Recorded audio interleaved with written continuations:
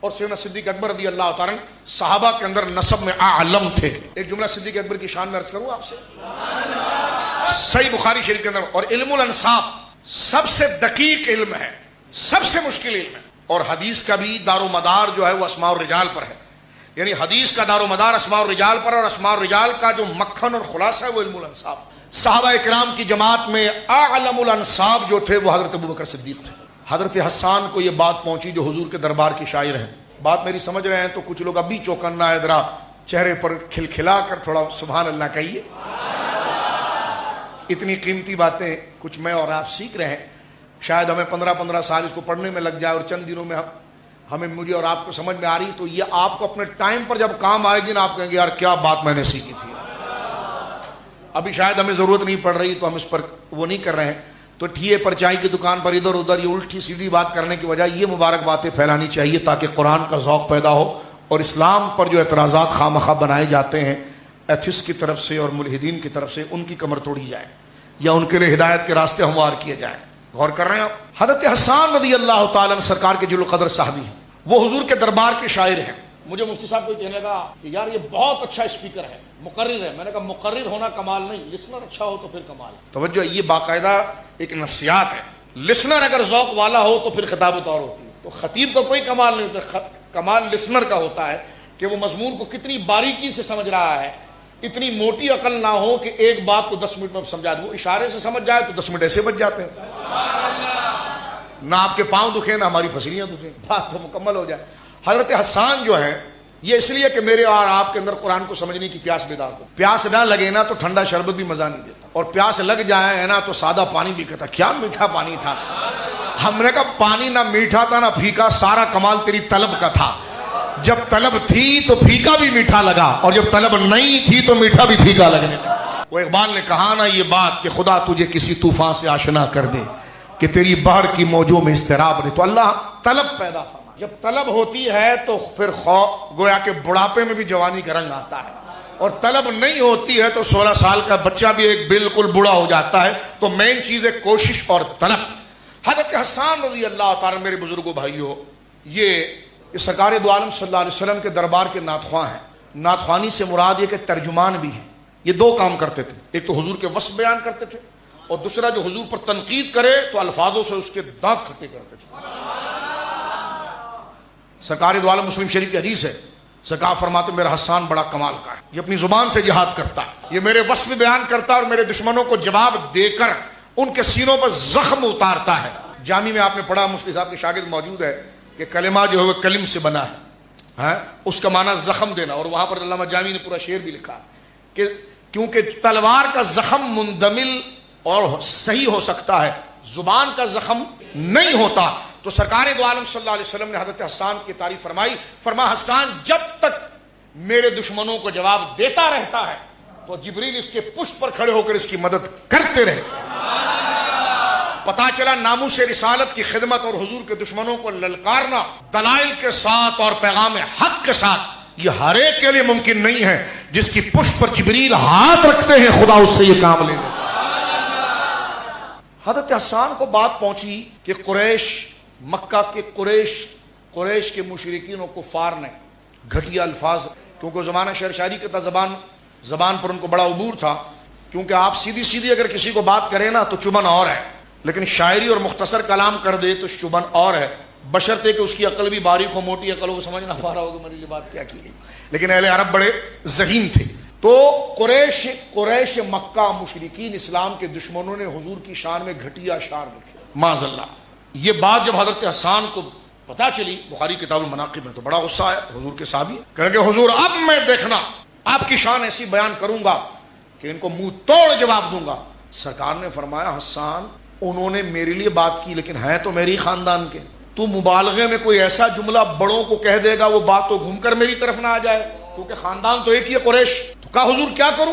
فرمایا جا ابو بکر کے پاس, ابو بکر انصاب کو جانتا ہے, پہلے میرے خاندان کے بارے میں معرفت حاصل کر اور سمجھ کہ کون میرا ہے, اس کے بارے میں کیا بات کرنی. مثال کے طور پر کوئی دشمن میرا ہے, تو نے اوپر کے لوگوں کو کے بارے میں تنقید کر دی اور وہ میری آبا و اجداد ہے, تو یہ تو نے میری تعریف کی بجائے یہ تو خود ایک عیب بن جائے گا, کیونکہ اب تو جواب دینا چاہ رہا ہے اس کے خاندان کے حوالے سے, تو پھر تو خاندان کے حوالے سے سمجھنا چاہتا ہے تو سرکار نے خود حکمن حضرت حسان کو اپنے شہر کی ترتیب کے لیے اور انصاف کو سمجھانے کے لیے کس کے پاس بھیجا؟ حضرت ابوبکر صدیق کے پاس بھیجا. اور جب آپ آئے تو فرمایا یا رسول اللہ اب میں آپ کی شان ایسے بیان کروں گا جیسے آٹے سے بال کو ہٹایا جاتا ہے نا، تو میں ان کا ایسا زبردست رد کروں گا اور آپ کو ایسے ہٹا دوں گا جیسے آٹے سے بال کو ہٹا دیا جاتا. تو یہ علم الانصاف، یہ واقعہ اس لیے میں نے ذکر کیا کہ اس سے یہ بتانا تھا کہ اہل عرب جو ہے وہ حافظے میں بہت ماہر تھے. اب ہوا یہ ہے کہ حضرت نبی پاک صلی اللہ علیہ وسلم پر قرآن کریم نازل ہوا. سرکار دو عالم پر جو آیت نازل ہوتی حضور علیہ الصلوۃ والسلام صحابہ کو سکھا دے، ان کو زبانی یاد کرا دے، اور ساتھ میں لکھا بھی دیا جاتا. لکھایا اس لیے جاتا ہے کہ جناب طالب علم کو یاد کرانے کے ساتھ ہارڈ کاپی بھی دی جاتی ہے تاکہ وہاں سے وہ ٹیلی کرتا رہے. تو دونوں کام کی، حافظہ بھی تھا اور ساتھ میں لکھوایا بھی گیا. لیکن لکھوانے کے جو دستور تھے وہ الگ چیز ہے. ہم رمضان شریف میں جب بات کرتے ہیں قرآن پر تو بیان کرتے ہیں کہ اونٹ کے یہ کوہان کے قریب کی اور چھاتی کے قریب ایک پتلی سی چربی آتی ہے، یہ پینافلیکس جیسا لگتا ہے نا، اس قسم کی باریک ہو اور اس پر لکھائی چھوٹتی نہیں، پانی بھی آ جائے تو ڈھلتا نہیں. تو اہل عرب جو باقاعدہ اونٹ کی کو ذبح کرنے کے بعد اس کے کوہان کے قریب کی پتلی چربی تھی اس کو باقاعدہ پیپر کی شکل میں کاٹ اور چھاتی کی طرف سے، اور وہ بالکل جس کو آپ واٹر پروف کہتے ہیں اس طرح کی تھی. اس کے اوپر قرآن کریم کو لکھا گیا. ہڈیوں کی خاص قسمیں تھی، عام ہڈیاں نہیں جو ہم کھاتے رہے، جانور کی خاص ہڈیاں ہوتی ہے، پوری ایک تفصیل ہے. امام سیوطی نے اس کو مقدمے میں بیان کر دیا ہے. وہ خاص تفصیل کے جس پر تحریر کو مرتب کیا جاتا تھا حضور سید عالم صلی اللہ علیہ وسلم کے دور مبارکہ کے اندر وہ چیزیں موجود تھیں. یہ میں تمہید اپنی گفتگو کی عرض کر رہا ہوں. سرکار دو عالم صلی اللہ علیہ وسلم نے یہ پردہ فرمایا. حضور نے کب پردہ کیا؟ قرآن کے مکمل ہونے کے 7 دن بعد. بعض علماء نے لکھا 9 دن بعد. لیکن حضور جب تک بقید حیات ظاہری کے ساتھ رہے کہ جب تک قرآن اتر رہا تھا، کیونکہ اس قرآن کو پہاڑ کو اتر جائے تو پہاڑ پھٹ جائے، یہ حضور ہی کا سینہ تھا جو اس کو روک سکتا تھا. انا سنلقی علیک قولا ثقیلا، یہ روک سکتا تھا. سرکار دو عالم پر قرآن مکمل ہوا. 1 ہفتے چند دن کے بعد سرکار نے رفیق اعلیٰ کا سفر کیا اور دنیا سے پردہ فرمایا. ذمہ داری حضرت سیدنا صدیق اکبر رضی اللہ تعالیٰ عنہ کے کاندھوں پر آئی. اتنی بڑی ذمہ داری ہے. حضور کے وصال کے بعد منصب خلافت پر آنا اتنا مشکل تھا کہ کسی کو کہہ دیا جائے کہ یہ بڑے پہاڑ کو چیر کر نہر نکال دو، یہ ممکن تھا. لیکن حضور کے منصب پر آنا اور وہاں پر آ کر امت کی ترجمانی کرنا حضرت ابوبکر صدیق کی طرح. کوئی مائی کا لال صحابہ پر اعتراض کرنے والا ماں نے جنانی اعتراض کر کے بتائے کہ صدیق اکبر نے کوئی چونی بھی اگر لی ہو، بلکہ ایک دن گھر تشریف لائے بیگم نے حلوہ بنایا تھا تو فرمایا یہ اتنا زیادہ کیوں بن گیا؟ کہا بیت المال سے. آپ تو کپڑے کی تجارت کرتے تھے لیکن یہاں خلیفہ بھی بن گئے ہیں، بازار بھی جا رہے ہیں کام کے لیے. حضرت عمر نے کہا کہ حضور بازار میں جائیں گے تو اتنا بڑے مسائل چل رہے ہیں، یہ ہلکے سے ہوں گے. تو فرمایا گھر کیسے چلے گا؟ مشاورت بلائی گئی. اب کہا کہ نہیں آپ کاروبار چھوڑ دیں گے کیونکہ آپ نے نظام خلافت چلانا ہے. یہ نہیں کہ فلاں زمین ہتھیا لی، جعلی کاغذ بنا دیے، چائنا کٹنگ کر دی. نہ آپ نے غلط لوگوں کو پڑھ کر صحابہ کو سمجھا ہے، اس لیے تمہارے ذہن میں یہ اندھیرا آ رہا ہے. قرآن میں جن کی شان اور عظمت بیان فرمائی، جن کی نیابت کو رسول اللہ کی نیابت قرار دیا. اللہ اکبر. سنیے، سیدنا ابو بکر کو کہہ دیا گیا کہ آپ مارکیٹ نہیں جائیں گے. ارے مارکیٹ نہیں جاؤں گا، دھندا نہیں کروں گا تو گھر والوں کو پالوں گا کیسے؟ اور کوئی میرا دھندا آج کا ہے کپڑے کا، یہ تو پرانا ہے. کہنے لگے اگر آپ کاروبار میں لگے رہیں گے، دکان پر جائیں گے تو جتنا وقت جائیں گے تو حضور کے وصال کے پاس 3600 مسائل کھڑے ہو گئے. یہ حل کیسے ہوں گے؟ 2 سال خلافت نبھائی ہے. کتنی کام کتنا کیا ہے، پوری تیری زندگی ختم ہو جائے گی، پڑھ پڑھ کے تھک جائے گا 2 سال میں. تم ابو بکر صدیق کو جانتے کیا؟ ایسی اعتراض کر دینا صحابہ کرام پر. حضرت ابو بکر کو کام کاج سے روک دیا گیا، بزنس سے دکان بند کر دی گئی. آپ نے خلافت کو سنبھالنا ہے. اب گزر بسر کیسے ہوگا؟ حضرت ابو بکر صدیق نے کہا کہ عمر اگر واقعی میں مجھے کام سے بند کر دیا گیا، ادھر رکھ دیا گیا ہے، تو میرا مشاہرہ اتنا ہی ہوگا جو مدینے کے اندر ایک سب سے چھوٹے مزدور کی دہاڑی ہے وہ مجھے ملے گی.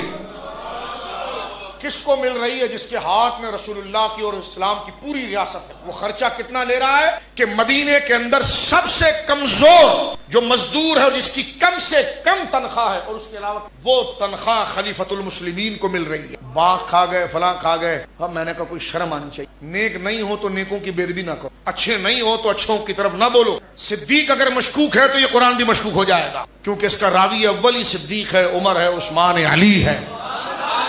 میں نے اور تو نے تو نہیں دیکھا تھا کہ رسول اللہ کب تھے اور یہ قرآن کب اترا تھا. آج اگر یہ قرآن کو تو غار والا نہیں اصل مانتا ہے تو یہ اصل ماننے کی دلیل یہی ہے کہ اس کو پہنچانے والے عادل تھے اور سچے تھے، کوئی مکس اپ نہیں کیا. تو حضرت ابو بکر صدیق آئے تو تنخواہ मदीने के सबसे कम दर्जे, अपने दिमाग खोल के सुनिए, सबसे कम दर्जे मजदूर की तनख्वाह पर, दिहाड़ी पर किसकी दिहाड़ी रखी जा रही है? जो मुसलमानों का चीफ है, जो मुसलमानों का पूरी कमांड को संभाल रहा है, लेकिन घर के अंदर है, दुकान पर गए नहीं आप। जो लोगों की कमांड संभालेगा वो बिल्कुल सारे के शक भी ना गुजरे कि वो किसी कानून या किसी अथॉरिटी को इस्तेमाल करके अपने नाम पर ला सकता है। ये अमीन और सादिक की कैद से। जब दोस्तों से यारी हो जाए ना तो फिर बंदा अपनी इज्जत कुर्बान करता है कि लोग हमें गालियां दे लेकिन उनकी तरफ कोई बात ना जाए। तूने अभी नमाज़े ज़ाहिरी पढ़ी है, तेरे दिल में ईमान उतरा नहीं है। जिस दिन ईमान उतर गया ना तो तेरा दुश्मन वही होगा जो उनका दुश्मन होगा, और तेरा यार वही होगा जो उनका यार। हजरते, अब आपने ये समझ लिया तो अब इस तनाजुर में देखिए आप, हजरत सिद्दीक अकबर घर में आए, पहली आमदनी कुछ नहीं, कारोबार बंद, दुकान बंद, सब छोड़ दिया ताकि कोई ये ना कर सके। इतनी झूठी कहानियां बनाकर सहाबा पर फिट की जा रही। अगर ये कारोबार चल रहा होता तो ये पता नहीं गार से किसी बंदे को निकाल के ले आता कि वो जो फलां कपास हुई थी तो अबू बकर ने अपने घर में। कारोबार बंद, कोई अपनी जाती एक्टिविटीज नहीं है। सुबह उठना है, निजाम खिलाफत लोगों की फिक्र, शाम को घर जाना है, निजाम खिलाफत लोगों की फिक्र। घर में आए तो बेगम ने जनाब सूजी का हलवा बनाया हुआ है, तो कहा इतना कैसे? अरे कितना होगा यार, 3 बंदे खाएंगे और कितना? बेगम कह लेगी नहीं, दरअसल जो रोजाना बैतुल माल से राशन एक एक दिन का आता है ना, और रोजाना नहीं बनाती थी। फरमाया अच्छा, इसका मतलब इतना ज्यादा आता है कि तू जमा कर लेती है। ये है अबू बकर सिद्दीक। शराफत का जुमला नीचे रह जाता है, वो उससे बुलंद हो जाते हैं। पाकीज़गी नीचे रह जाती है, वो आगे। बल्कि मुझे कहने दीजिए, पाकीज़गी, तारक और एतमाद, ये जुमला जिससे एतमाद और भरोसा पाता है वो अबू बकर सिद्दीक है, फारूक आजम है, उस्मान गनी है, वो मौला अली है। मज़ीद इस्लामिक और मालूमाती वीडियोस देखने के लिए लाइक, शेयर एंड सब्सक्राइब के बटन को प्रेस करना हरगिज़ न भूलें।